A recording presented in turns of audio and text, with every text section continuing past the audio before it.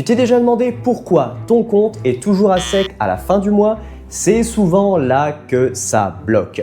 Avant de vouloir économiser, il faut d'abord comprendre où ton argent est en train de partir et crois-moi, c'est souvent plus surprenant qu'on ne le pense. Première étape, note toutes tes dépenses pendant une semaine, soit 7 jours. Pas besoin d'un tableau Excel compliqué, un simple bloc-notes ou une application gratuite, ça suffit. Chaque café, chaque Uber, chaque sandwich, tout, tu notes tout. Ensuite, tu vas classer tes dépenses en 3 catégories. La première catégorie, les besoins essentiels, le logement, la nourriture, le transport. En 2, les loisirs, les sorties, le shopping, les abonnements, etc. etc. En 3, l'épargne. Oui, même 10 €, c'est déjà suffisant. Et là, tu vas sûrement avoir un petit choc. Par exemple, si tu dépenses 100 € par semaine en café, en resto, en petit achat, ça fait plus de 400 € par mois. Sur un an, ça fait presque 5000 €. Et pourtant, on se dit souvent « Ouais, c'est une petite chose, c'est juste un petit plaisir ». Tu vois le problème? Sans suivre tes dépenses, impossible de savoir où tu peux vraiment économiser de l'argent. Mais pas de panique, maintenant qu'on sait où va ton argent, on va voir comment changer tes habitudes et surtout sans te frustrer.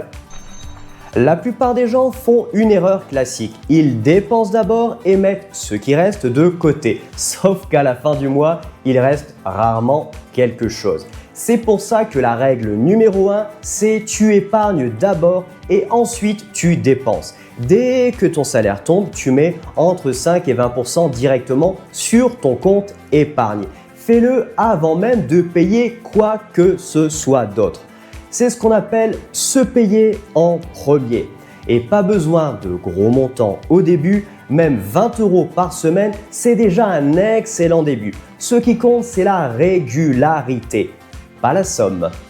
Autre astuce, crée un compte plaisir, un petit budget spécialement pour te faire plaisir sans culpabiliser. Tu veux t'acheter un truc? Ok, c'est prévu. Tu veux sortir? Là aussi, c'est prévu. Du coup, tu profites sans détruire ton épargne.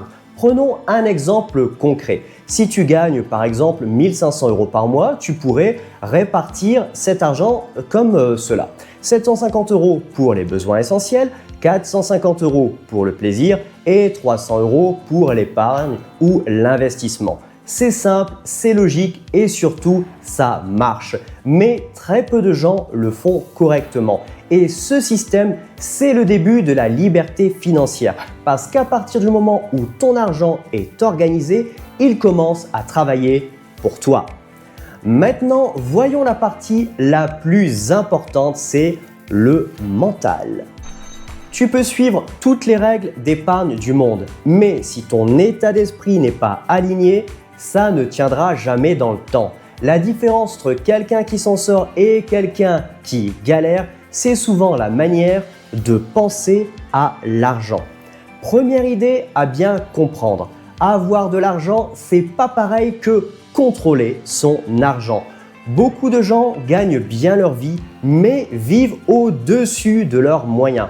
Ils ont de l'argent, mais aucun contrôle. Deuxième point, arrête de croire qu'il faut être riche pour épargner. C'est en épargnant qu'on devient riche et pas l'inverse. 5 €, 10 €, 20 € par semaine, c'est une graine que tu vas planter. Et surtout, rends tout ça automatique. Parce que si tu dois penser à ça à chaque fois, tu finiras tout simplement par abandonner. Mets donc en place un virement automatique chaque mois vers un compte épargne. Comme ça, tu n'as plus besoin d'y penser et ton argent grandit tout seul. Ce qui au début semble tout petit devient énorme avec le temps. Et le jour où tu verras grossir ton épargne sans effort, tu comprendras la puissance de tout ce système. Alors oui, gérer son argent, c'est une question de chiffres, mais c'est surtout une question de mentalité. Allez, on récapitule rapidement. En 1, tu notes toutes tes dépenses, même les plus petites. En 2, tu épargnes d'abord et tu dépenses après. En 3, tu crées un compte plaisir pour ne pas te frustrer. En 4, tu changes ton mental et tu automatises tout ce que tu peux. Si tu fais seulement ces 4 petites choses, tu seras déjà dans le top 10 des gens qui contrôlent vraiment leur argent. Et le plus beau dans tout ça, tu n'as pas besoin de gagner plus. Tu as juste besoin de gérer autrement les choses. Si cette vidéo t'a aidé à y voir plus clair, abonne-toi dès maintenant. Chaque dimanche, je publie une vidéo pour t'aider à économiser, à investir et à prendre le contrôle total de tes finances. Alors, active la cloche pour ne rien rater et n'hésite pas à commenter pour me dire ce que tu aimerais voir dans les différentes vidéos qui vont arriver. Allez, je te laisse. Riches, richer. À très bientôt.